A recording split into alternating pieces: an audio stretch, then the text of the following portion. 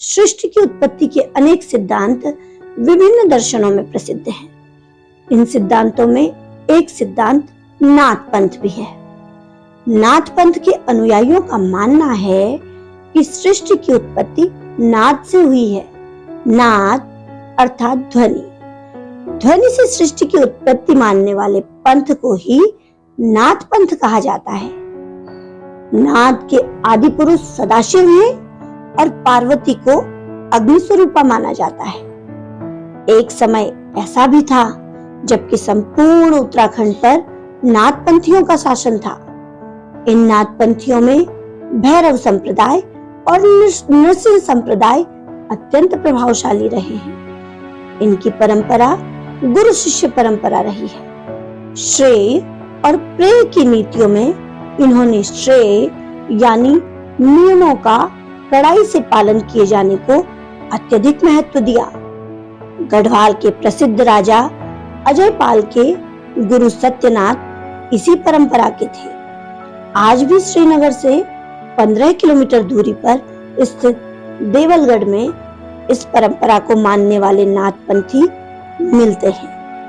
समय के साथ साथ श्रेय नीति के कठिनाइयों को देखते हुए शासकों और प्रशासकों ने प्रेय की यानी उदार भावों की कार्यप्रणाली को अपना लिया। जीवन सरल तो बन गया, लेकिन भैरव परंपरा और नृसिंह परंपरा प्रत्येक ग्राम में स्थित छोटे छोटे मंदिरों में प्रतीकात्मक पत्थरों को देवता के रूप में पूजे जाने तक ही सीमित हो गई। किंतु यह निर्विवाद रूप में सत्य है कि उत्तराखंड के प्रत्येक ग्राम में आज भी भैरवनाथ के मंदिर स्थापित हैं और वे प्रत्येक परिवार के रक्षक देवता माने जाते हैं। नृसिंह ग्रामीण परिवारों के कुल देवता के रूप में पूजे जाते हैं। इसी नाथपंथ परंपरा पर उत्तराखंड के गढ़वाल क्षेत्र के परिप्रेक्ष्य में महत्वपूर्ण कार्य किया है साहित्यकार डॉक्टर विष्णुदत्त कुकरेती जी ने। आइए उनसे एक सुंदर बातचीत रीजनल रिपोर्टर की साहित्य संपादक उमा घिल्डियाल।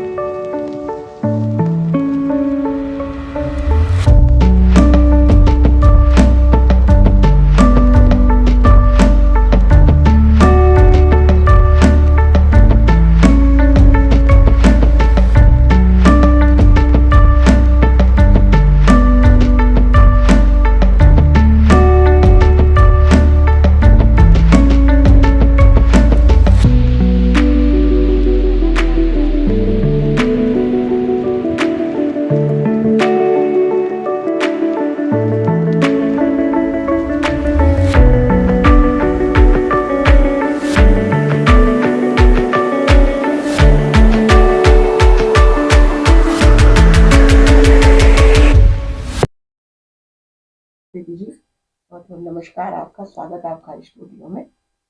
धन्यवाद। आपने बहुत से कार्य किए हैं। आप शिक्षक के रूप में बहुत एक आदर्श शिक्षक रहे हैं। राष्ट्रपति पुरस्कार से पुरस्कृत होना इसका सबसे बड़ा उदाहरण है।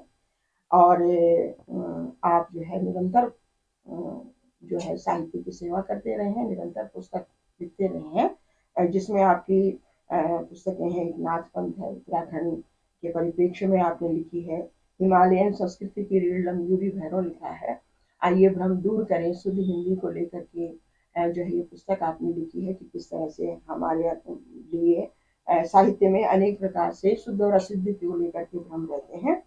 और इसके अलावा जो है अन्य पुस्तकें जो उपेक्षित क्षेत्र कथा है ये भी बहुत प्रसिद्ध हुई है। आत्मार्थ सर्वम त्यजेत अभी कुछ समय पहले निकली है। और आपकी दूसरी पुस्तकें प्रकाशनाधीन जो है वो अभी चल रही है आपकी। तो मैं आपका अभिनंदन करते हुए आपसे जानना चाहूँगी कि आप अपने इन पुस्तकों के विषय में विशेष बातें जो आप बताना चाहते हैं वो हमें बताएं। आपको बहुत बहुत धन्यवाद। आपने पुस्तकों के संबंध में जो प्रश्न किया, सबसे पहले पुस्तक मेरी नाथ पंथ गढ़वाल के परिप्रेक्ष्य में है। जब एमए किया तो मन में वो चिद शक्ति पैदा हुई कि चुप नहीं रहना चाहिए, अपनी शिक्षा को आगे बढ़ाओ। तो उस समय गढ़वाल विश्वविद्यालय में बीएड के हेड हुआ करते थे रघुवरदत्त पांडे। उन्होंने मेरा दर्शन किया और कहा कि इसी महीने में यहाँ जो है हिंदी के एक रीडर शर्मा जी आने वाले हैं, उनसे आप संपर्क करें और शोध कार्य करते रहें। जब मैं शर्मा जी के पास आया तो उन्होंने सबसे पहले, जैसे आपने पूछा या संक्षिप्त मेरा परिचय दिया, उन्होंने पारिवारिक रूप से उससे सब कुछ पूछा और ये भी पूछा कि आप कितना समय शोध को दे सकते हैं, क्यों शोध करना चाहते हो। तो मैंने उनका उत्तर दिया। अब उन्होंने उस दिन मुझे दो महत्वपूर्ण बातें कही थी कि सुनो, मैं श्रीनगर में हूँ और मेरे लिए गंगा दूर भी है और नजदीक भी है, समझे इसका अर्थ। बड़ी प्रखर शैली वाले व्यक्ति थे, उनका व्यक्तित्व ही ऐसा था। तो मैंने कहा जी मैं समझ गया। कि क्या समझे? मैंने कहा जी गंगा, यहाँ श्रीनगर में रहते हुए यदि आप नियमित रूप से गंगा में जाते हैं, वहाँ आचमन कर लेते हैं, गंगा जी का स्पर्श भी कर लेते हैं, तो गंगा नजदीक है। और अगर नहीं गए तो समझे गंगा बहुत दूर है, क्योंकि वो हो गई। अब उन्होंने कहा बिल्कुल ठीक कहा आपने। अब दूसरी बात, क्यों करना चाहते हैं आप? मैंने कहा मैं थोड़ा सा सीखना चाहता हूँ प्रक्रिया में, क्योंकि ईश्वर कृपा से मैं एलटी में था ही, तो 2 रोटी मुझे मिल रही थी। 550 रुपये उस समय तनख्वाह मिलती थी एलटी ग्रेड की मुझे 1977 के बाद। तो उन्होंने कहा कि तो शोध क्यों करना चाहते हैं? कि मैंने कहा जी मैं ज्ञान बढ़ाने के लिए करना चाहता हूँ। तो ठीक है, किस विषय पर करना चाहेंगे आप? कि मैंने उनको अपना विषय जो चयनित था, लोगों को पूछ करके, साहित्यकारों को पूछ करके निर्धारित किया था। तो उन्होंने कहा 1 हफ्ते के अंदर सामग्री दिखाओ मुझे, मुख्य सामग्री। 1 हफ्ते के अंदर जो है मैं सामग्री लेकर के उनके पास पहुंच गया। अब जब सामग्री लेकर के पहुंच गया, हाँ उससे पहले एक प्रक्रिया और हो गई थी कि उन्होंने कहा कि मैं आपका टेस्ट लूंगा, अगर मेरे टेस्ट में आप पास हो जाएंगे तब जा करके मैं शोध के लिए हाँ कह सकता हूँ। और उन्होंने अपनी दृष्टि से ही टेस्ट लिया, लिखित परीक्षा भी मेरी ली, सब चीजें ईश्वर के पास से मैं उसमें सफल हुआ। और जब मैंने अपना 1 सप्ताह बाद सारी शोध सामग्री बताई तो उन्होंने कहा आपने बहुत अच्छा संकलन किया हुआ है, इस पर काम कीजिए। तो ये वो टेबल वर्क था, सरल से सरल था, किंतु उन दिनों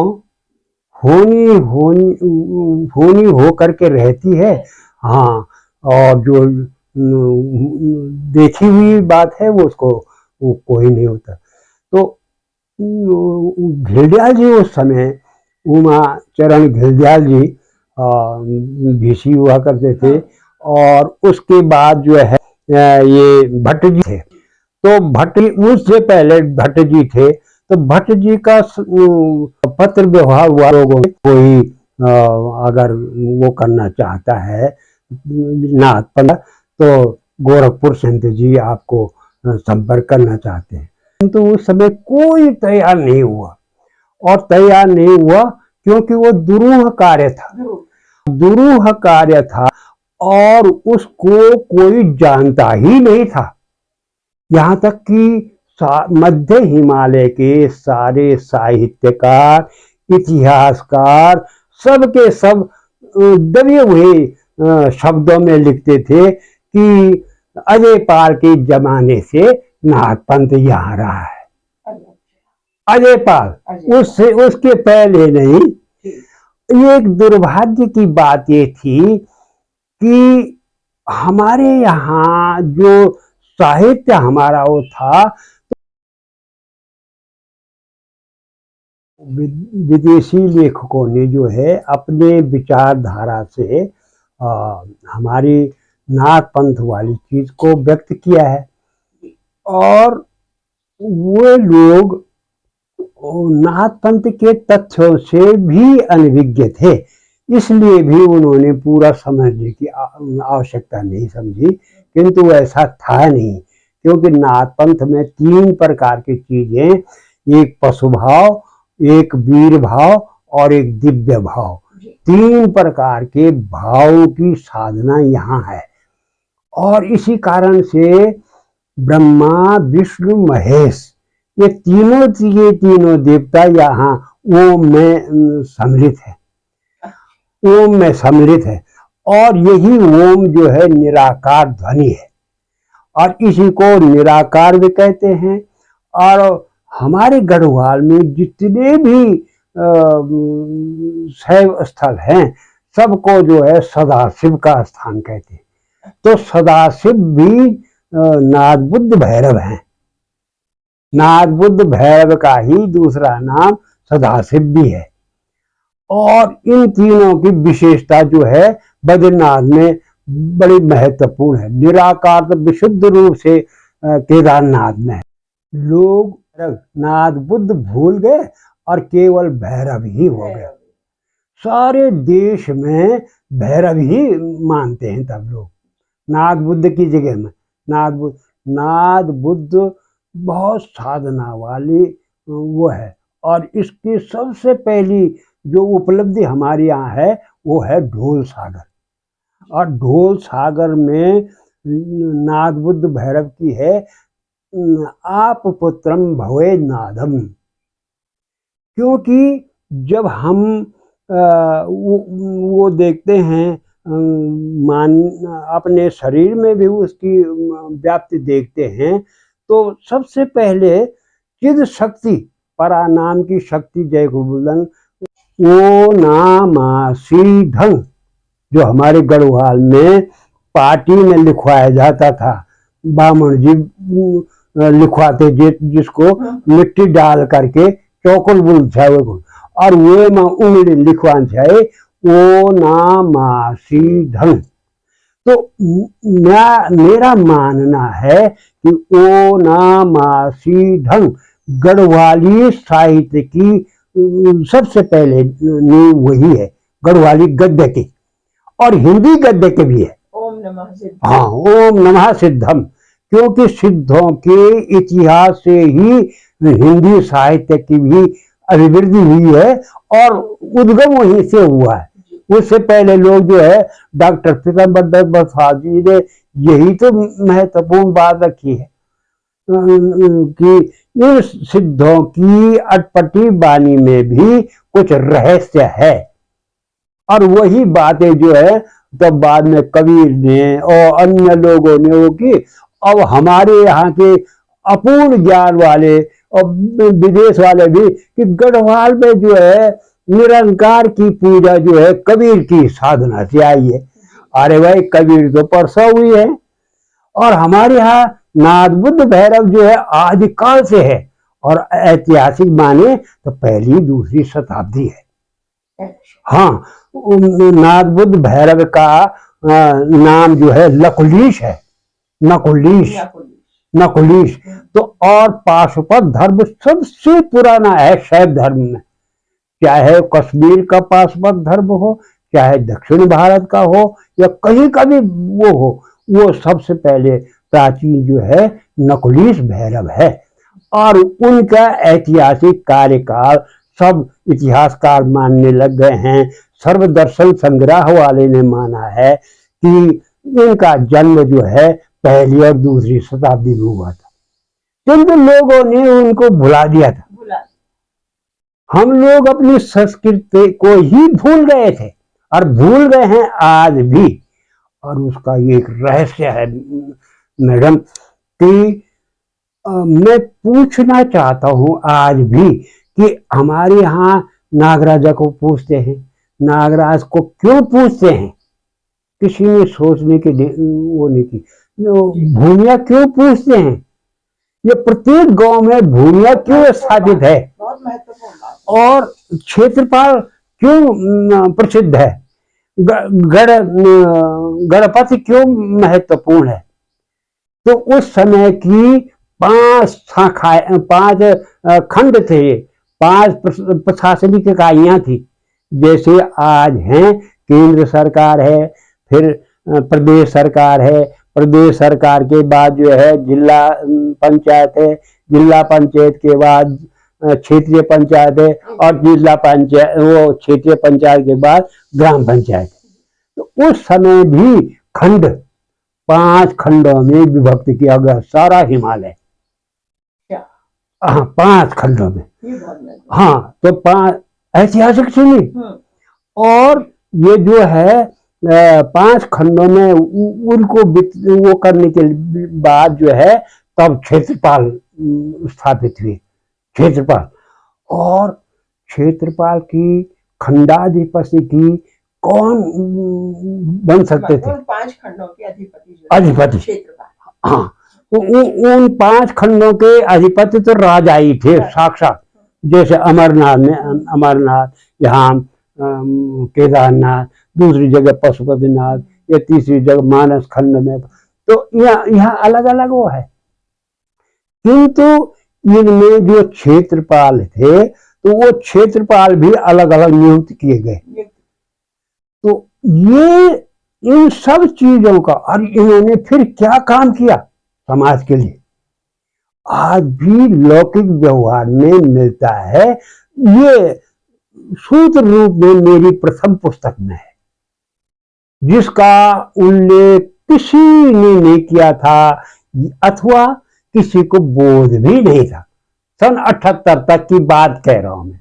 ये विस्तृत रूप से ये कथानक बहुत लंबा है, तो मैंने संक्षिप्त कर दिया ये कि इनमें जो अब भूमिया राजा था, जैसे आज प्रधान है गांव का, तो वैसे ही पहले जमाने में भूमिया ही होता था, सब कुछ भूमिया होता था। अन्न धन भी वही देगा, पशुओं की रक्षा भी वही करेगा, वो ये अनावृष्टि से भी रक्षा वही करेगा, ज्यादा वृष्टि हो रही है तो वही रक्षा करेगा, हाँ वही रोकेगा, पशुओं की भी रक्षा करेगा।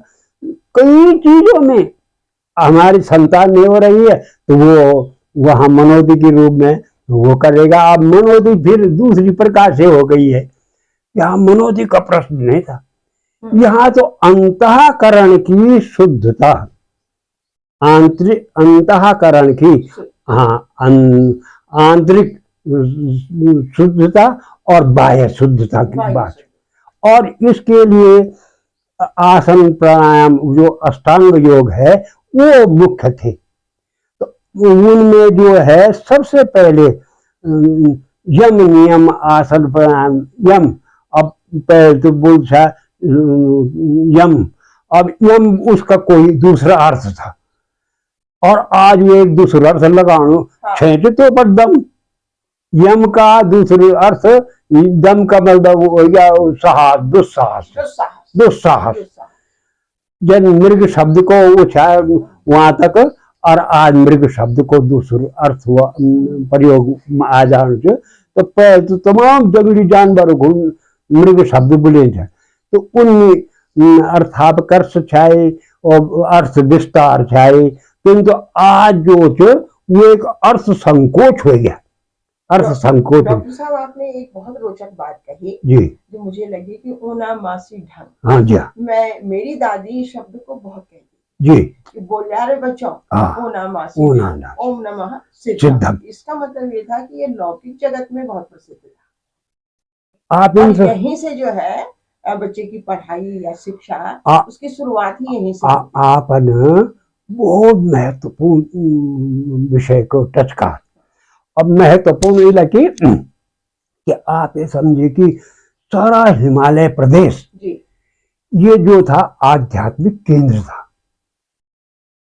आत्मज्ञान का केंद्र था। आपने आत्मज्ञान, और जब आत्मज्ञान को केंद्र से आए तो वो आत्मज्ञान जो है, देखो हम एक प्रकार से बोल सकते हो कि ये आदमी बड़ा आध्यात्मिक है, या इसमें जो है ये समझने की शक्ति है। जी तो वो स्थिति हमारे गढ़वाल के प्रत्येक व्यक्ति में थी, और इसीलिए और सिद्ध था।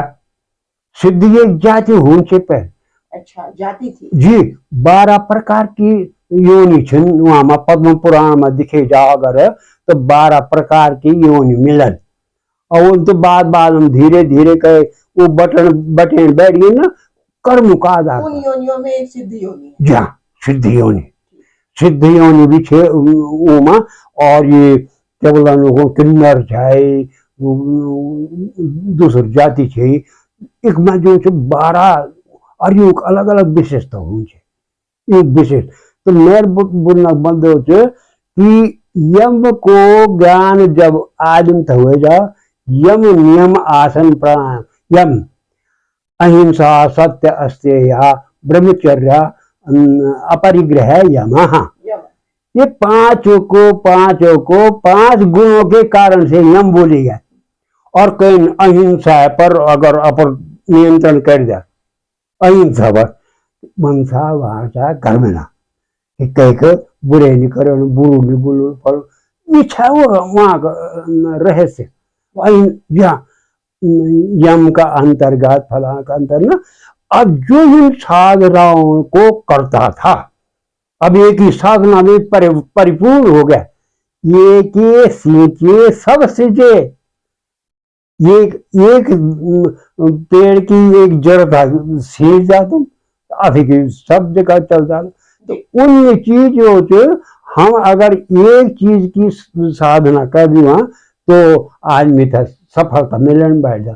ये वास्तव उस आध्यात्मिक ज्ञान को ओनामासी ढंग के रूप में सार रूप में बच्चों को सिखाया जाता है। प्रारंभ में ही स्कूल ग्रहण करने से पहले ओनामासी ढंग से सिखाए जान। अब वो एक नाम तो बाद में वो नामासी ढंग और खान पीने कुढ़ंग क्या बुल बैठ गए। हाँ बिगाड़ दिया गया, किंतु उसके सही रूप को समझने के लिए आज भी लोग समर्थ नहीं है, मेरा ये मानना है। क्यों? क्योंकि ये साधना जो है भाई जैसे तप कहते हैं, तो तप का मतलब ये कि तुम घामी में बैठ जाओ, है जो भी तप छ, परंतु वो एक मतलब थी इनसे अरे यार इस आदमी में वाणी का तप है, कर्म का तप है, फलाने का। और मूल रूप से ये को हम बहुत श्यामा। डॉक्टर साहब, नाथ पंथ का इतना प्रभाव हमारे उत्तराखंड में रहा, लेकिन अब इसका स्वरूप बदल गया है, तो देखने को नहीं मिलता है। जी। और जो उनके जो पंथी लोग जिस तरह की वेशभूषा धारण करते थे, जी। इस तरह से रहते, वो अब दिखते नहीं। जी। इसका कारण क्या रहा होगा? या मूर्ति पूजा शुरू हुई, या वैष्णव संप्रदाय इधर आए, या शाक्त संप्रदाय का प्रभाव रहा? असल में हम लोग भटक गए जी। सब एक ही हैं, शाक्त में भी और शैव में भी और वैष्णव में भी कोई अंतर नहीं है कहीं जी। इसीलिए तुलसी ने आगे कह दिया क्लियर, सगुण निर्गुण में नहीं कछु भेदा। अरे सगुण में और निर्गुण में कोई भेद ही नहीं है। अब कैसे नहीं है? अब देखिए मूल रूप से हाँ जी हाँ। अब और वो कबीरन बोल जाए कि जब मैंने झंकार की ध्वनि सुनी तो मेरा ज्ञान चक्षु बल खुल गया। वो उदाहरण था, मैं भूलना छोड़ करे। तो उन्होंने कहा कि भाई मेरे ज्ञान चक्षु ही वो दूर हो गए। अब ठीक कैसे, जिसको हम झंकार कहते हैं, अब उसको जरा गढ़वाली परिप्रेक्ष्य में समझिए कि हमारे यहाँ ढोल बजाया जाता है। तो ढोल देखिए दो प्रकार के नाद हैं, एक तो अनहद नाद और एक आहत नाद। तो आहत नाद जो हम डमरू पर ढोल पर चोट मार कर ध्वनि निकल दो, आहत नाद, वो आहत नाद है ये। और अनहद नाद जिसका कोई बोध ही नहीं है, अनहद मन में ही, और योगी ही अनहद को ज्ञान कर सके। डॉक्टर साहब, नाथ पंथ के विषय में आपने जो कुछ बताया जी, ये अपने आप में बहुत अमूल्य है जी, और बहुत सुंदर ढंग से आपने स्थितियों को स्पष्ट किया है। जी। मैं ये जानना चाहूंगी आपसे, आप शिक्षक रहे हैं बहुत अच्छे, और आज हम अक्सर देख रहे हैं कि हम आत्मचेतना, आत्मज्ञान, बच्चों की बात के विषय में बात करते हैं कि बच्चों के अंदर जो आत्मचेतना है, आत्मज्ञान है, ये नहीं वर्तमान शिक्षा से जो है आ रहा है। जी। तो एक शिक्षक होने के नाते क्या आप चाहेंगे कि नाथ पंथ को जो है कहीं ना कहीं किसी न किसी रूप में शिक्षा से जोड़ा जाए? मैडम, आपका प्रश्न बहुत टच करने वाला है और इतना मैटर है कि नाथ बुद्ध भैरव की अनंत हैं। नहीं, आप बताइए। और अनंत हैं और उनका कोई सीमा ही नहीं है। आपने प्रश्न छेड़ा कि हमारे बच्चे आध्यात्म चेतना की ओर कम लौट रहे हैं, क्या नाथ पंथ का वो है? इसका एक प्रत्यक्ष उदाहरण दूंगा मैं। मेरी फाइलों में महंत अवैधनाथ जी के, आदित्यनाथ जी के स्वर्गीय गुरु जी, और आदित्यनाथ जी के पत्र हैं। और उनको जब मैं पत्र लिखता था, बधाई पत्र लिखता था, तो इनको लिखता था कि भाई आप नाथपंथी व्यक्ति हैं, आपका नाथपंथ का योगदान समाज में दिखाई देना चाहिए, आप ठीक उसी प्रकार। तो ये कहते थे और लिख करके दिया हुआ है मेरी उन पत्रों में कि डॉक्टर साहब आपने जो वांछा की है हम उसी प्रकार से बनने की कोशिश करेंगे। आज जो हमारे यहाँ माने सब हंसने के लिए तो खूब बन रहे हैं, लोकप्रिय हो गए, सस्ती लोकप्रियता बोल दो कि बुलडोजर बुलडोजर बाबा, बुलडोजर बाबा, आदित्यनाथ जी का नाम बुलडोजर पड़ गया। किंतु वो न्याय व्यवस्था थी, न्याय व्यवस्था है भाई। तुम अगर हाँ कि अगर तुम कहना नहीं मानते हो, पहले तो चेता दिया, और कहना नहीं मानते हो तो ऐसा भी किया जा सकता है। ठीक वही बातें हमारी भूमिया में, क्षेत्रपाल में, किसी भी देवता में है, आज भी है। लौकिक व्यवहार में आज क्यों कहते हैं कि वहां की देवी में जाओ साहब, वहां की देवी में जाओ, या बटुकनाथ भैरव है, बटुकनाथ भैरव की क्या विशेषताएं थी हम भूल गए हैं। केवल इतना रट दिया हमने कि हमारे देवता है, कुल देवता है, कुल देवता इतनी ही तक सीमित हो गए। उन कुल देवता को क्यों कहते हैं कुल देवता, और उन्होंने क्या काम किया है? वो काम आज भी मैडम, चाहे हमारे वो नागवंशीय राजाओं का हो, नागवंश भी वो थे, ये पाशुपत धर्म के वो थे, हाँ, और चाहे भूमिया हैं, चाहे भैरव हैं, इन सब ने जो है नाथ पंथ के आधार पर ही काम किया है, नाथ बुद्ध भैरव के आधार पर। नरसिंहनाथ है, तो नरसिंहनाथ आपको आश्चर्य होगा, आज तक लोग जो है नरसिंह बाबा को केवल प्रहलाद वाला नरसिंह, किंतु अब आपको आश्चर्य होगा और ये जानकर के और भी सुखद वो अनुभूति होगी कि 10वीं शताब्दी से लेकर के 1350 वर्ष तक नरसिंह संप्रदाय ने इस क्षेत्र में शासन किया और जोशीमठ से किया। अच्छा। और 52 गढ़ों में 52 गढ़, हाँ, जिसको आज तक कोई नहीं जानता है, नहीं जानता, जिसको 52 गढ़ों में 52 नरसिंह के रूप में स्थापित किया है, वो नरसिंह। और नरसिंह ने रौद्र रूप खैरवानी नरसिंह, अरे तुम वीडियो नहीं मान लिया तो वो तुमको ये नहीं कर रहा, खैरवानी अघोर नरसिंह चुरा, अघोर नरसिंह, बहुत ज्यादा लोग कांपते हैं, अघोर है नहीं, अघोर देखिए, अघोर जो घोर नहीं है, किंतु लोग उसको घोर मानते हैं। क्यों मानते हैं? उन्होंने अपने स्वभाव से ठीक वैसे ही आजकल योगी आदित्यनाथ का, हम भैरवनाथ से चलते चलते नरसिंहनाथ पर पहुंच गए जी। तो मैं इसी विषय में आपसे पूछना चाहूंगी जी कि नरसिंह की जहाँ भी लोगों के घरों में नरसिंह स्थापित, वहाँ पर टिमरू की लाठी, जी हाँ, टिमरू की लाठी और झोली है, जी जी जी, नरसिंह की झोली है, जी जी, और टिमरू की लाठी, जी जी। जबकि अक्सर ये जो है उनके पास, साधुओं के पास है नरसिंह। तो क्या जो ये नरसिंह है, इनको इस रूप में क्यों दिखाया गया है? और जब कभी नरसिंह कहते हैं कि नाचता है तो आदेश शब्द का प्रयोग करता है, तो नाच पंथ के तहत जरा इसे भी बताइए। तो आप ये समझिए कि नरसिंह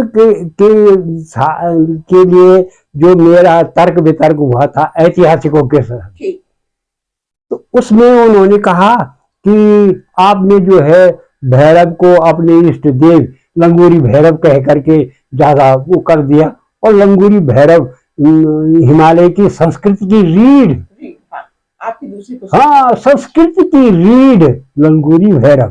देखिए, संस्कृति की रीढ़, हमारी सारी गढ़वाली संस्कृति जो है नाथ पंथ की देन है। अब आपने कहा तो मैंने उस समय इतिहासकारों से यही तर्क किया। उन्होंने कहा अनैतिहासिक बात को हम मानते नहीं, अनैतिहासिक। आज मैंने ऐतिहासिक, उस अनैतिहासिक को ऐतिहासिक रूप में दिखा दिया कि मैंने कहा ठीक है, मैं मान गया हूं, किंतु ये बताइए कि नरसिंह बाबा के पास वो खरुआ की झोली क्यों है? हाँ, वही मेरा। अच्छा, और टिमरू का सोटा क्यों है? उसको बाबा क्यों कहते हैं? फलाना, सारी चीजें ये। अब जैसा आपने ही कहा है कि ये जो है बाबाओं के, योगियों के चिन्ह, तो ये योगियों के चिन्ह है। तत्कालीन समय में भी वो नाथपंथी योगियों के चिन्ह है, चिन्ह है। आदेश वाला, आदेश तो बहुत आध्यात्मिक अर्थ है। आत्मा और परमात्मा के मिलन को आदेश कहते हैं। तो परमात्मा तो तो सबसे पहले जो है मिलन में आदेश बाबा कहते हैं, आदेश, ओम नमो आदेश। अच्छा, रखवाल भी कहते हैं हमारे यहाँ, तो ओम नमो गुरु को आदेश, सबसे पहले गुरु को आदेश। तो इस पंथ में सबसे पहली चीज गुरु को महत्व दिया, गुरु को, और गुरु के द्वारा बाद में पंथ को महत्व माना। अच्छा, पहले गुरु, हाँ, गुरु के ये नहीं है कि किसी व्यक्ति को सिंबल बना दो, नहीं, सिद्धांतों को उन्होंने वो बनाया, गुरु बनाया। इसीलिए नाद को गुरु बनाया, शब्द को, शब्द ब्रह्म। इसीलिए मैं थोड़ा सा वहाँ हमारा प्रसंग छूट गया था कि ढोल सागर में हम जब आहत नाद लाते हैं, तो आहत नाद में सबसे पहले ओम शब्द आता है। अब ओम शब्द आता है या जो भी शब्द आता है, ध्वनि निकलती है, वो ध्वनि एक झंकार के रूप में हो जाती है, झंकार। और इस झंकार को जो है ब्रह्मनाद कह देते हैं, ब्रह्मनाद। और इस झंकार के द्वारा, ये ध्वनि के द्वारा अक्षरों की उत्पत्ति हुई। उत्पत्ति। वाह, देखिए देखिए, बहुत बढ़िया। तो अकारादि क्रम में जब हम लेते हैं या ध्वनि के रूप में लेते हैं तो ध्वनि तो निर्गुण ब्रह्म हो गया, निर्गुण ब्रह्म। यही वास्तव, इसीलिए हमारी गढ़वाल में निरंकार को स्थूला देवते कहते हैं। यहाँ पर पाणिनि जी के अष्टाध्यायी की याद आ रही है। हाँ हाँ उन्होंने कहा कि शिव के डमरू से जो हाँ, है शिव के डमरू वो निकले हैं, आप ये अक्षर निकले। आप ये समझिए कि ये क्या हैं, ये वो पुराण है जो भागवत अंतर्गत भविष्य पुराण, भविष्य पुराण में इष्ट निर्देश है और स्पष्ट प्रमाण दिया हुआ है कि पाणिनि को शिव ने ही वो सूत्र दिए थे। तात्पर्य ये भी हो रहा है कि जब नरसिंह संप्रदाय शासन रहा, जी, भैरव संप्रदाय का शासन जी रहा, जी, तो निश्चित तौर से शिक्षा की स्थिति बड़ी बहुत अच्छी रही, बहुत महत्वपूर्ण, बहुत अच्छी रही। आप ये समझिए, आपके शब्दों को मैं इस प्रकार से रख सकता हूँ कि कत्यूरी शासन काल में स्वर्ण युग कहा जाता है। आपने शिक्षा की बात कही, भाषा की बात, उस समय हमारी भाषा जो है संस्कृत थी, राष्ट्रभाषा। संस्कृत, हाँ, संस्कृत थी। किसके समय? कत्यूरी से 750 से 950 तक ललित सूर, पद्मदेव और ये सारे जितने भी वो हुए हैं राजा लोग हुए हैं, हाँ, तो इनके कार्यकाल में हमारी राष्ट्रभाषा संस्कृत थी। और ये संस्कृत वो नाम आसी ढंग से निकली, वही से निकली है। और ये सारी चीजें जो हैं, आपने पाणिनि वाली बात कही, तो पाणिनि वाली शिक्षा जो है यही प्रारंभ हुए और यही प्रारंभ की उन्होंने, और तब जा करके फिर आगे।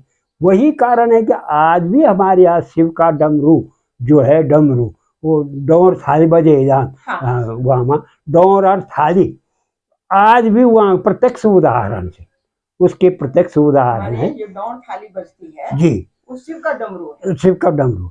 और इसी में यहाँ पर थोड़ा सा मैं यही सार रूप में वो कर दूं,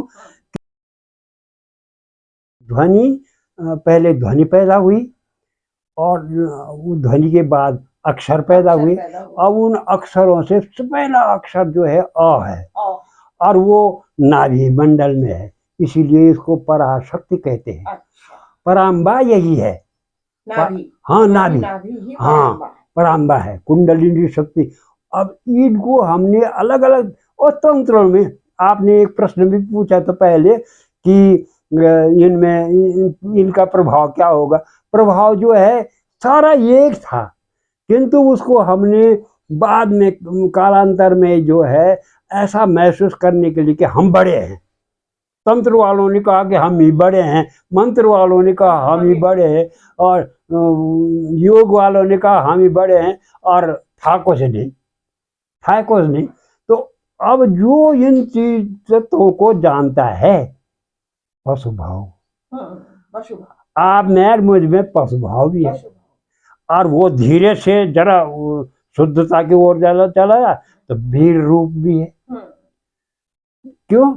ये वीर रूप सारा हमारे भैरवों के है, भैरव वीर रूप में है। ये नाभि और ये नाभि कहीं भी उसके लिए सब समान है भैरव के।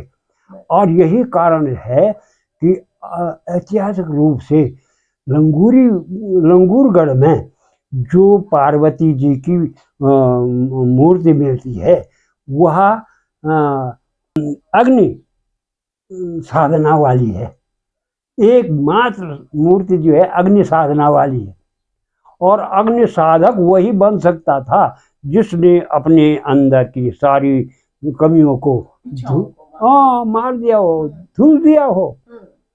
तो पार्वती उसका प्रत्यक्ष प्रमाण यहाँ। अग्नि साधना को और स्पष्ट जी, तो अग्नि साधना जो है बाद में तो पंचाग्नि साधना कहने लगे लोग, पंचाग्नि साधना करने लगे कि 5 प्रकार से पांचों दिशाओं में, चारों दिशाओं में 4 अग्नि जला दी और ऊपर से सूर्य की अग्नि अपने आप आ गई। तो पंचाग्नियों का वो पंचाग्नि साधन ही हाँ साधन, पार्वती है। हाँ पंचाग्नि साधन ही पार्वती।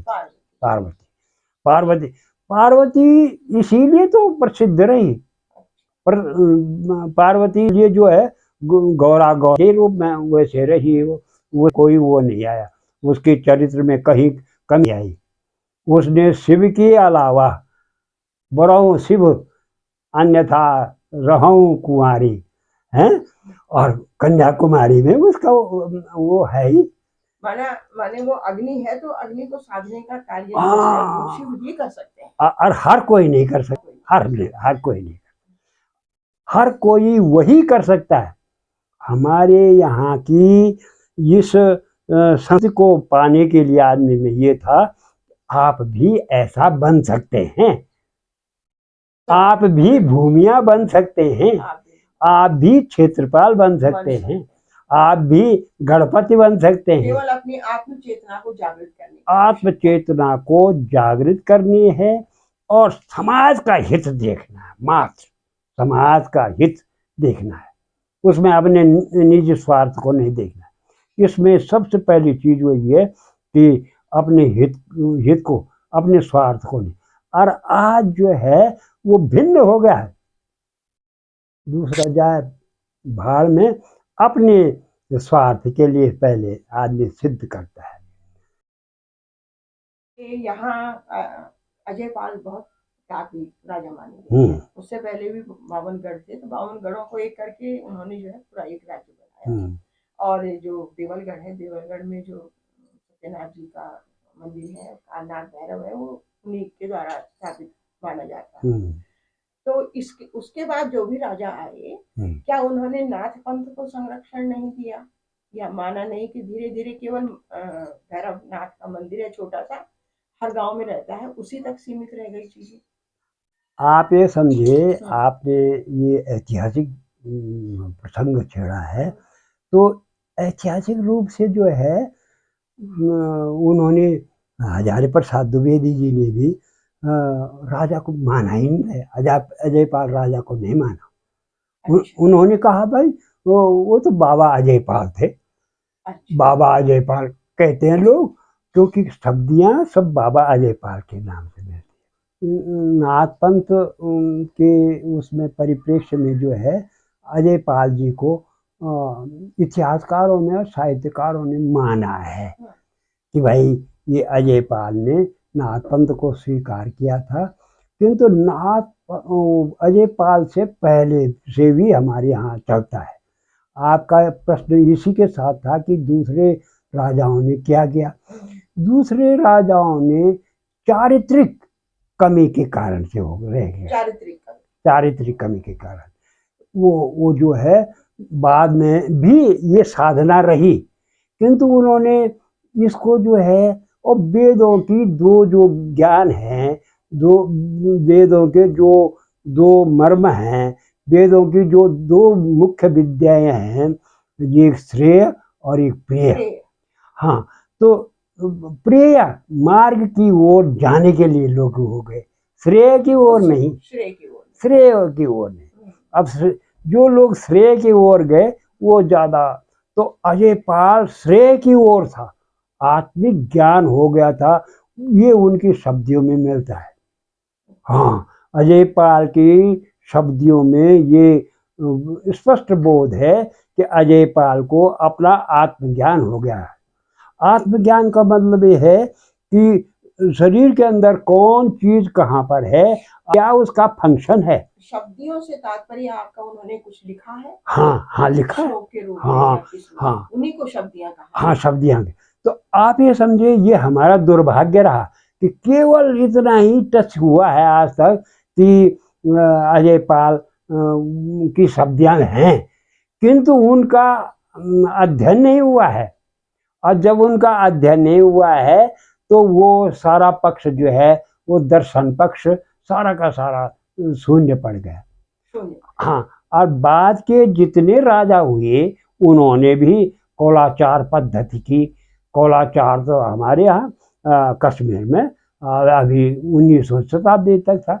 कौल ब्राह्मण, हम्म, नेहरू जी कौल ब्राह्मण थे। नेहरू जी के परिवार को आज लोग कहते हैं बाप उनका मुसलमान है, फलाना ये है, तो इनके लिए सब समान थे। और ये सूफी पंथ था। सूफी पंथ हमेशा और अधिकांश रूप से भारत के ही विचारों के पक्ष में रहा है। चाहे 7वीं 8वीं शताब्दी में ऐतिहासिक रूप से हो माने तो वो सारे के सारे जो हैं सूफी पंथ जो है भारत से बहुत प्रभावित थे, और सूफी पंथ का इसीलिए ज़्यादा प्रभाव पड़ा। तो यहाँ ऐसा ही था। मनमंथ ने जो हमारे मौला राम थे, मौला राम जी ने भी मुसलमानों के लिए यही शब्द का प्रयोग किया है, और सबको ये एक प्रकार से वो किया तो रहा, किंतु वो उस रूप में साधना के रूप में नहीं रहा। और केवल तब हम लकीर पे रह गए, लकीर पीटते रह गए कि बाबा अजय पाल ने ऐसा किया था, या नरसिंहनाथ जी ने ऐसा किया था, या गोरलनाथ ने फलाना किया था, या मेमनदा ने फलाना किया था। हम लकीर पीटते रह गए, उनके आचरण का किसी ने वो नहीं किया। ठीक आज भी है वैसे ही कि गांधी जी की समाधि पर चले जाते हैं लोग, किंतु गांधी जी के सिद्धांतों पर चलने के लिए कोई तैयार नहीं, चाहे वो कांग्रेसी हो या कोई दूसरा भी हो। यही कारण है कि शायद उत्तराखंड में नाथ पंथ को कम है। नहीं, कम नहीं है। अच्छा, किंतु उन्होंने अपने को विलुप्त कर दिया। मध्य हिमालय में ब्राह्मणों की या ठाकुरों की या किसी भी जात की उच्च जातियां कोई ऐसी नहीं थी जो नाथ पंथ में दीक्षित न रही हो। हाँ, सारे के सारे। बस क्या कारण है, खोला के घिरलियाल लोग राजा के वो हुआ करते थे, पंडित हुआ करते थे। ये आपने बहुत महत्वपूर्ण बात बताई कि वो पूरा हाँ, उत्तराखंड जो है वो नाथ पंथ में दीक्षित था। नाथ पंथ में वो भले ही कुछ भी कर जी जी जी जी, लेकिन वो दीक्षित थे। और हमने वो आचरण को भुला दिया, दूसरे आचरण की ओर चले गए, गंदे मार्ग की ओर चले गए। अब गंदे मार्ग की ओर चले गए तो बस आदमी गिर गया उससे। गंदे शब्द को परिभाषित करेंगे आप? हाँ, गंदा शब्द का मतलब मेरा ये होगा कि जो उसका वास्तविक अर्थ है जी, जो वास्तविक साधना की बात है, मर्म है, हाँ, जो मर्म है उसकी तरफ न जा करके और हम प्रेय की तरफ चले गए, केवल इंद्रिय सुख के लिए चले गए। वही बाद में वैदिक युग में जो है 2 प्रकार की विद्याएं थी, श्रेय और प्रेय, और बाद में परार अपरा वही बनी, परार अपरा वही। और बाद में वो 14 शास्त्र हो गए, और 4 वेद हो गए, 14 शास्त्र हो गए, 18 पुराण हो गए, इतने उपनिषद हो गए, और सबके अलग अलग अपने मत होने लग गए। संभवतः यही कारण रहा होगा प्रेय की ओर जाने के बाद कि प्रत्येक गांव में भैरवनाथ के मंदिर तो है, हाँ, है, नरसिंह के भी कहीं कहीं मंदिर होते हैं, लेकिन अनुगमन उनका नहीं किया जाता। हाँ, अनुकरण नहीं, केवल मंदिर स्थापित हैं, और इतने तक सीमित हैं। आज भी वो सूक्ष्म रूप से रहते हैं, और सूक्ष्म रूप से रहते हैं, अपने को स्थापित करते हैं मंदिर में। और हमारा भक्त जो है आज भी जो सत्य मन से, आंतरिक हृदय से और उनको स्मरण करता है मनसा वाचा कर्मणा, आज भी उनको सिद्धि मिलती है, उनको उनकी मनोतियाँ पूरी होती वैसे होती। मानने का प्रश्न नहीं, यहाँ का है जितना काम करोगे अपने आप अब भी मिल जाएगा।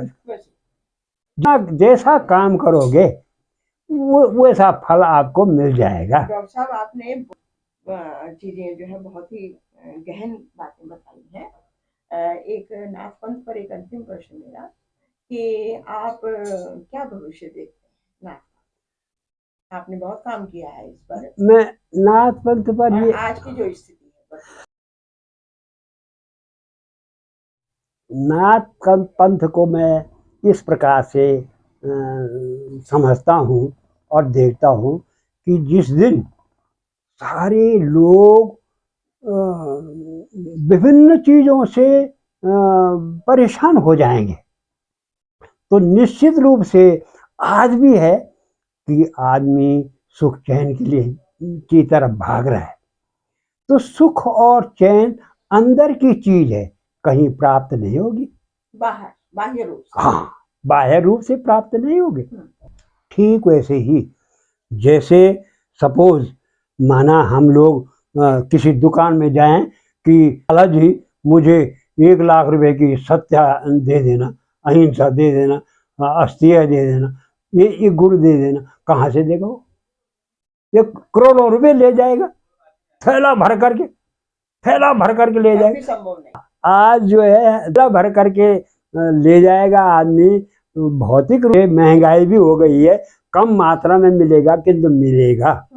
किंतु ये चीजें हमको अर्जित करनी पड़ेगी।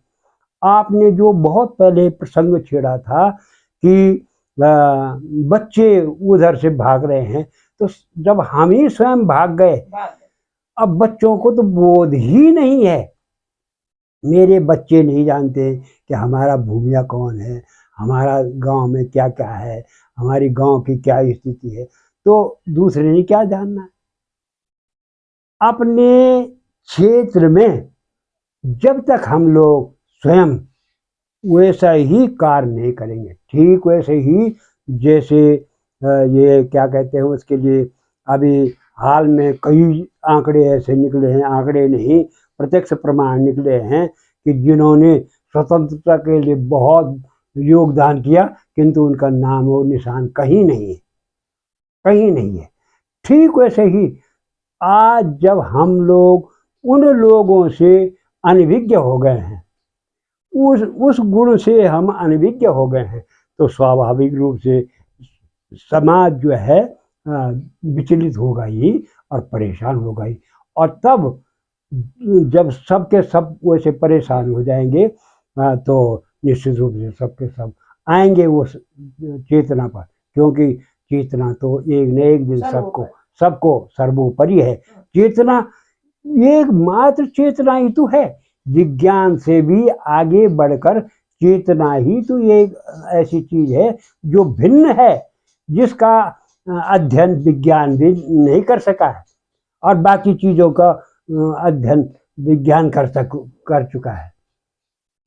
और उसका ये एक छोटा सा उदाहरण दे दूं मैं कि बच्चा लैब में गया और भौतिक शास्त्र या दूसरे शास्त्रों से उसने पढ़ा कि भाई ये H2O जो ये सूत्र जो है जल पानी का है, अब Hb और 2O भी जो है वो है। किंतु सोचिए जब वो स्नान करेगा तो क्या डुबकी लगाते हुए कहेगा कि मैं यह 2O से नहा रहा हूँ? क्या बात कह दिया। अच्छा, और यदि चेतना एक ऐसी चीज है जिसने गंगा में माँ के दर्शन किए हैं, और उसको माँ के रूप में चिन्मयी माँ, अरे माँ है गंगा मैया सबसे शुरू, और जब डुबकी लगाए और हरिओम हरिओम आचमन किया तो उसको आध्यात्मिक चेतना जो जागी है वो मात्र आध्यात्म के कारण से जागी है, विज्ञान के कारण नहीं। तो विज्ञान यहाँ फिसड्डी रह गया, चेतना जगत पर विज्ञान पकड़ नहीं पा रहा है, चेतना जगत तक नहीं पहुंचा है। ये आध्यात्मिक क्षेत्र है, तो इसको मुझे भी अपूर्ण ज्ञान है, मैं उसका वास्तविक अधिकारी नहीं हूँ, क्योंकि मैंने अध्ययन नहीं किया या अध्ययन किया है किंतु व्यावहारिकता नहीं लाया, व्यावहारिकता नहीं लाया। कि डॉक्टर साहब आपने गंगा की बात कही है जी जी और नाथ पंथ यहाँ पनपा है, जी निश्चित तौर से गंगा के प्रति उनको बहुत स्नेह रहा होगा जी। और आपके सामने अलकनंदा है, बिल्कुल सूख गई है। हाँ, सूख गई। क्योंकि गंगा हरिओम तो तभी कह पाएंगे जब गंगा में डुबकी लगाएंगे। डुबकी लगाए, डुबकी तभी लगेगी जब पानी हो। पानी होगा, पानी है नहीं, जी सुरंग कहीं सुरंगों में है, कहीं नहरों में है, नहरों को चारों ओर से जो है बंद कर दिया गया है, जी जी, जालियां लगा दी गई हैं जालियां लगाए। और आपने निरंतर गंगा को यहाँ पर बहते देखा है। हाँ, तो क्या कहना चाहेंगे? मैं इसमें यही कहना चाहता हूँ कि आज के युग में, क्योंकि चरे हुए थे, सिद्धांत तो है, बिल्कुल किंतु क्षणे क्षणे अन्नवतामुपेति तदेव रूपम रमणीयताया। बहुत बढ़िया, सुंदरता के लिए परिवर्तन आवश्यक है। आवश्यक। अब देखिए, अगर ये सुरंगें नहीं बनती तो जो है एक जगह से दूसरी जगह, लद्दाख में और दूसरी जगह कैसे जाते, कश्मीर में, ये यहीं भी विकास का मार्ग कुछ न कुछ अवरुद्ध हो जाएगा। किंतु और जहां अपना स्वार्थ आया और नेताओं का अपना निजी स्वार्थ आया, नेताओं का अगर निजी स्वार्थ नहीं होता तो यही गंगा अगर ये उतने मेगावाट की, जितने मेगावाट की वो हुई थी, स्वीकृत हुई थी, उतने से ही अगर ये चालू होती तो गंगा की ऐसी स्थिति कभी नहीं होती। बाकी कहने का मतलब है कि संसाधनों का प्रयोग विकास के लिए किया जा सकता है, लेकिन उतना ही जितना आवश्यक है। हाँ, जितना आवश्यक है। और दूसरी चीज ये है कि उसका दुर्न किया जाए, उसका दुर्न किया जाए और केवल अपने स्वार्थ के लिए। अब ताकि हमारा ओम जीवित रह सके। हाँ, ओम जीवित रहे, क्योंकि गंगा है तो फिर ओम नहीं है। बहुत सुंदर। आपने, आपकी एक पुस्तक बहुत प्रसिद्ध हुई है, मैंने भी पढ़ी है, वो आइए भ्रम दूर करें, शुद्ध हिंदी। जी। तो उस पुस्तक को लिखने का विचार आपको आया? वही है, चिद शक्ति की कृपा है, चिद शक्ति। अब चिद शक्ति की कृपा ऐसी है कि मेरे साथ जो है 1984-85 में श्रीनगर में नारायण जी प्रिंसिपल हुआ करते थे, नेगी। और मैं उनके कार्यकाल में उन्होंने मुझ पर इतना यकीन किया कि परीक्षा का प्रभार मेरे पास और पत्रिका का प्रभार मेरे पास, तो मैं बड़ी लगन से काम करता था। उन्होंने मुझसे कहा था कि कुकरेती जी, आप तो बोलना जरा ठीक भी नहीं है ना, स्वर्गीय हो चुके हैं, किंतु ये उदात्त भावना है उनकी कि मेरे लेख में कहीं भी कोई त्रुटियां होंगी तो आप शुद्ध कर लीजिए। हाँ, कहीं जो है, क्योंकि यहाँ तो छीटा कसी वाली है। तो उन्होंने जो है उनके एक पत्रिका में हमने लेख छापा कि प्यारे छात्रों, हमें आप नहीं करना चाहिए, फलाना करना चाहिए, इस प्रकार से था वो। तो किसी अभिभावक ने, अज्ञात अभिभावक ने और प्रबुद्ध अज्ञात अभिभावक ने कमेंट भेज दिए, 6 पत्र भेज दिए।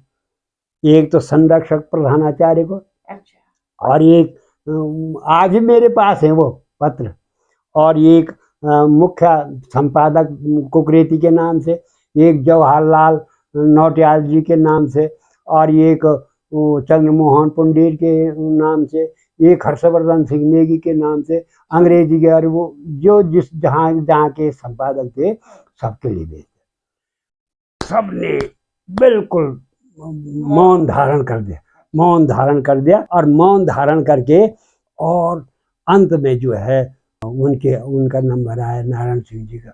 अब नारायण सिंह जी की सीमा रेखा वो हो गई। अब मैं भी चुप रहा, मैं भी नहीं गया उनके पास, क्योंकि मेरे पास बहुत काम था यहाँ। 9 कक्षा 9 के और 12 तक जो है 11 12 क्लास ऐसी होती थी, तो सब, और देखने में उसमें है। तो मैंने कहा सर ऐसा है, तो अपन बुला ही दिया उन्होंने कि एक पत्र है आपके लिए भी आया होगा। हाँ मेरे लिए भी आया है, आप चिंता न करें। तो था प्रिंसिपल ने ये गर्व शब्द क्यों लिखा, इस पर प्रिंसिपल की बड़ी धज्जियां उड़ाई गई थी और आज भी मेरे संग में है और मेरे संग्रह में नहीं है, उस पुस्तक में प्रमाण स्वरूप दिया हुआ है, उस पुस्तक में प्रमाण स्वरूप दिया हुआ। तो अज्ञात भाव के नाम वो पत्र था, तो मैंने उसको उसी प्रकार से जवाब बना करके और 6 अखबारों में उसका वो कर दिया और तब गर्व, हाँ छपवा दिया। और गर्व शब्द का मातृपद का पत्र मेरे पास है, यहीं से लोकल निकलता था मातृपद ना, तब जुगलान जी का निकलता था मातृपद। तो वो मेरे पास अभी वो है, विकास लहर है ऋषिकेश से, जगह जगह से। तो जब मैंने वो पत्र वो लिखा और वो प्रिंसिपल के, क्यों मेरे मन में ये ठेस पहुंची कि मेरे प्रिंसिपल को ऐसा कह लिख दिया। उस समय तक माने अपने प्रिंसिपल के प्रति हमारी टीम स्पिरिट की भावना ऐसी थी। अब जब गर्व शब्द का मैंने विश्लेषण किया और सब चीज़ें वो की, तो उनकी टुकटी बंद हो गई। और ये भी लिख दिया उसमें कि ये क्या कहते हैं, उपसर्ग, उपसर्ग जो है ये शब्द पर लग करके और अर्थ का अनर्थ बदल देते हैं। और प्रमाण दे दिया उसका, उपसर्गेण ही धातुर्थो बलादन्यत्र नियते प्रहारा हार संघारा संघारा परिहार।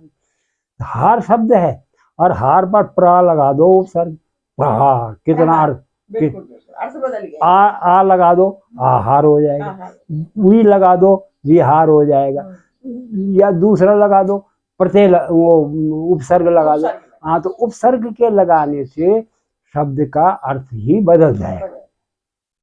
और जब ये चीजें वो हुई और तब वो कहा मैंने कि संभव है कि लेखक पर अंग्रेजी भाषा का प्रभाव है, अंग्रेजी की भाषा का प्रभाव है और अंग्रेजी के प्रभाव करके उन्होंने गर्व ऐसा माना है, ऐसा माना। किंतु हमारे यहाँ गर्व शब्द के लिए और भी चीजें हैं भाई। हमारे यहाँ न करने के लिए है, गौरव रखने के लिए, गौरव अपने को गौरव रखना, हमें अपने देश पर गर्व है। हाँ हाँ, अपने देश पर हम गर्व कर सकते हैं कि अपनी किसी चीज पर हम गर्व नहीं कर सकते। अपनी किसी चीज पर हम धन पर, रूप पर, यौवन पर, विद्वता पर, किसी भी चीज पर वो नहीं कर सकते हैं। तो किंतु गौरव अपनी थाती को, अपने गुणों को हम गौरव के साथ अपनी विरासत को गौरव के साथ। और जब गौरवकार उसका अंतर बताया तो फिर चुप हो गए।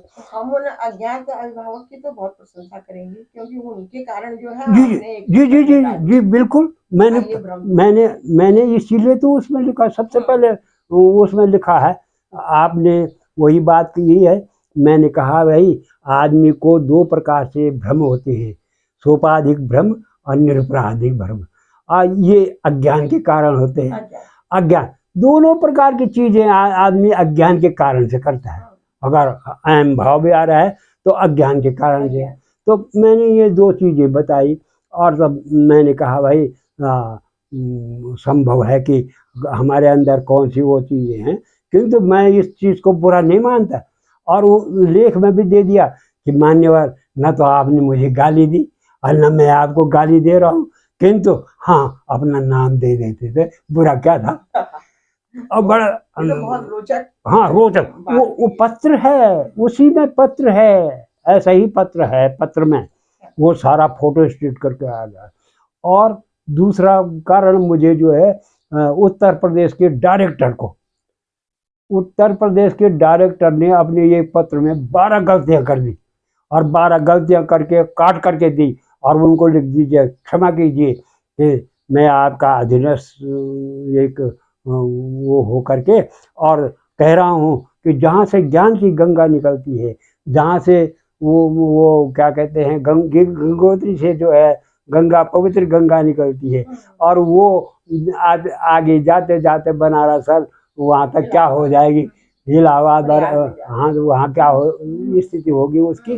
तो ठीक वही चीज, ये दोनों चीजें मुझे प्रेरणा के संबल है। कुछ और बात भी है, बहुत और चीजें भी, किंतु ये चीजें मैंने बड़े बड़े नाम इसलिए बताया कि डायरेक्टर, उत्तर प्रदेश का डायरेक्टर उस जमाने में, और यहाँ जो है अभिभावक, उनकी बहुत बड़ी नम्रता है कि उन्होंने स्वीकार किया। हाँ स्वीकार किया, उन्होंने स्वीकार किया, उन्होंने उनके पत्र है मेरे पास, और मैंने क्षमा याचना करके लिखा। एक प्रश्न और है मेरा, पांडुलिपियों, आपके पास पुरानी पांडुलिपियां हैं बहुत ज्यादा। ये रुचि आपकी पांडुलिपियों में जब शोध कर रहे थे आप तब उत्पन्न हुआ, या पहले से ही आपको पांडुलिपियों में? ना, मुझे पांडुलिपि का कोई वो नहीं था। अच्छा। और न मुझे शौक था। क्यों? लोगों की मानसिकता थी, अरे इतना पढ़ लिखी का भी यूज कर्म कांड का नोच झारखंडी बनू, झारखंड लोग कहते थे झारखंडी। तो झारखंडी, और वो जब मैंने इस बात को गांठ बांध दी तो उस समय जो है, मैंने आपको प्रसंग में उस समय कहा था कि VC साहब ने कहा था महंत अवैधनाथ जी को कि इसको कोई काम करने के लिए तैयार नहीं है इस जटिल विषय पर, नाथपंथ पर। और गुरुजी ने कहा, बेटे अगर तुमको ज्ञान बढ़ाना है और ज्ञान सीखना है तो इस पर काम करो। अब मैंने कहा हाँ करूँगा। क्यों? मुझे थोड़ा सा अपने परिश्रम पर विश्वास था कि मैं अपने परिश्रम में कहीं पीछे नहीं रहूँगा और करके दिखाऊंगा। और तब ठीक 5 वर्ष तक मैंने ये काम किया। अब काम किया तो साधना के भी वो होते हैं, स्टेप आते हैं। मैं जब 3 बार गोरख गया, और गोरखनाथ जी के चरणों में, गोरखनाथ जी भी नाथ बुद्ध भैरव है, नाथ बुद्ध भैरव ही गोरखनाथ है। इसीलिए नाथ बुद्ध भैरव को भी गुरु के रूप में जो है वो भैरव संप्रदाय में माना गया। नाथ बुद्ध को जो है भैरव संप्रदाय में वो माना गया। तो उसके पश्चात जो है उन्होंने वो किया था, तो मैंने कहा ठीक है सर करूँगा। अब जब मैंने वो करने लगा तब मुझे जो है वो संकलित करने का मौका मिला, और तब मुझे तो प्रमाण देने थे। अब पहले के रूप में हाँ प्रमाण के रूप में, और उनमें शब्दों को ढूंढा मैंने, ज्यादा शब्दों को नहीं। ओम नमो और गुरु को आदेशम, यही शब्द जो है मैंने अपने उस बुक में जो है दी है प्रारंभिक रूप में। और यही चीजें जो है मेरे प्रेरणा के स्रोत बने। और जब इनका धीरे धीरे धीरे धीरे आज मैं इसको अध्ययन करके और गंभीरता से गया हूँ, सन 78 के बाद इस समय तक 43-44 वर्षों के बाद आज मैं साधिकार बात बता सकता हूँ कि यहाँ इतिहास को बदलने में नाथपंथ की भूमिका रही। नाथपंथ के राजा बने स्वयं नाथपंथी साधु जो है, राजा स्वयं राजा थे। और हाँ आज भी उसका कारण ये है, कैसे राजा थे देखे वो, कि आज तक तो जिस दिन तक जो उस कुर्सी पर है मुख्यमंत्री की या उसमें है, तो उस दिन तक लोग उसी की गुण गाथा गाते हैं, उसके बाद कोई पूछता भी नहीं।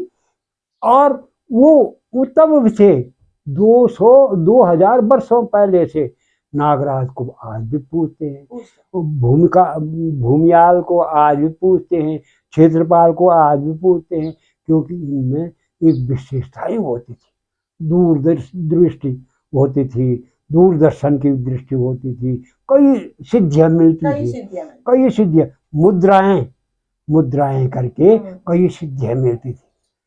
कई सिद्धियां, खेचरी मुद्रा में भी वो है। इसीलिए गृहस्थ लोग भी थे, गृहस्थ लोग तो इस नाथ पंथ में थे पहले, अब वो बाद में जो है अब वो मान लिया लोगों ने, उन्होंने गृहस्थ रूप धारण कर दिया और वहाँ की जमीन को वो करने के लिए वहाँ का गृहस्थ जो है, नहीं तो पहले नए मार्ग पर चल, हाँ नए मार्ग पर, और संतान पैदा कर। नाद ब्रह्म नाद की संतान नहीं है, और बल्कि वो दूसरा क्या कहते हैं उसको, हम ये सांसारिक मामले में वो संतान पैदा करके और वो करने लगे। तो ये सारी चीजें जो हैं। एक अंतिम प्रश्न है मेरा। हाँ आप साहित्यकार हैं जी साहित्य से आपको प्रेम रहा है जी साहित्य ही आपने पढ़ाया भी है, साहित्य लिखा भी है। हाँ साहित्य की एक विधा है डायरी, और डायरी बहुत पहले से लिखते हैं, आज भी लिखते होंगे। हाँ आज भी लिखता हूँ। तो डायरी अपने आप में एक इतिहास, प्रत्येक दिन का इतिहास, हाँ प्रत्येक दिन, और खान पान को लेकर, कार्यक्रमों को लेकर के। जी जी जी जी जी जी। तो आपकी रुचि डायरी लिखने में कैसे? ये गुरु जी की देन है। ये इसका प्रोफेसर श्रेय आप अपने गुरु को दें। हाँ ये जो है गुरु जी की देन है। हाँ, गुरु जी की देन। और कब से लिख रहे हैं आप डायरी? 78 से निरंतर, सन 78। 1 जनवरी 1978। गुरु जी यानी डॉक्टर नरेंद्र कुमार शर्मा। नरेंद्र कुमार शर्मा, हाँ अच्छे लेखक। हाँ, तो उस समय जो है केवल 2 ही डिपार्टमेंटों में, एक हिस्ट्री और एक हिंदी पीएचडी करता था आदमी, बाकी और किसी भी डिपार्टमेंट में। गढ़वाल विश्वविद्यालय एक समय ऐसा था, केवल हम उसी युग के पीएचडी, बिल्कुल उसी युग के हैं। और आज भी जो है, जो मेरा मार्गदर्शन उस डायरी में है, संक्षेप में दिया हुआ, वो उसमें सारा निर्दिष्ट करता है कि मेरा सारा सामान जो है एक दिन गाड़ी में छूट गया, और मैंने कहा मैं न घर का रहा न घाट का रहा, सारी पांडुलिपियाँ उसमें थी। और पांडुलिपियाँ थी तो अगली बार से गुरुजी ने मुझे निर्देशित किया, जहाँ भी जाओ, चाहे लेफ्टिन के ले जाओ, अपने कंधे में अपना बैग कंधे में टांग करके ही ले जाओ, कहीं छोड़ो मत। क्यों? और तो रहा दूर, किंतु दूसरे की भी मुझ पर रह जाती। हाँ। दूसरे जिन्होंने मुझ पर यकीन किया और उनके साथ में विश्वासघात कर लेता, या वो कहते कि निमालूम क्या कर दिया इसने, किंतु हमने किसी से भी कोई वो एक पन्ना भी लिया होगा तो 100 रुपया भेंट चढ़ा करके, और तब मैं वो उन पन्नों को जमा। आपने एक बार डायरियों के विषय में सुनाया था, बहुत रोचक डायरियां हैं। जी जी। क्या आप उनको पुस्तकाकार देना चाहेंगे? ऐसा है कि अब धीरे धीरे करके अवस्था ऐसी बढ़ गई है, और बल्कि वर्तमान में तो ऐसी स्थिति आ गई है कि नेत्रों की ज्योति मैं ठीक नहीं देख पा रहा हूँ, है ना। तो ये चीज़ें जो हैं बहुत वैसी हैं, फिर भी मैं कहीं कहीं विश्लेषण करके उनका दे रहा हूँ। अच्छा, कि अपनी अन्य किताबों में, हाँ, या किसी लेख में भी, किसी लेख में या पुस्तकों में, कि अमुक टाइम पर ऐसा इस प्रकार की स्थिति थी। और डायरी के वो कई संस्मरण हैं ऐसे, रहस्यमय है, वो हैं ऐसे। डॉक्टर साहब बहुत बहुत धन्यवाद है। यदि आपको हमारा वीडियो पसंद आया हो तो आप इसे लाइक, शेयर और सब्सक्राइब अवश्य करें।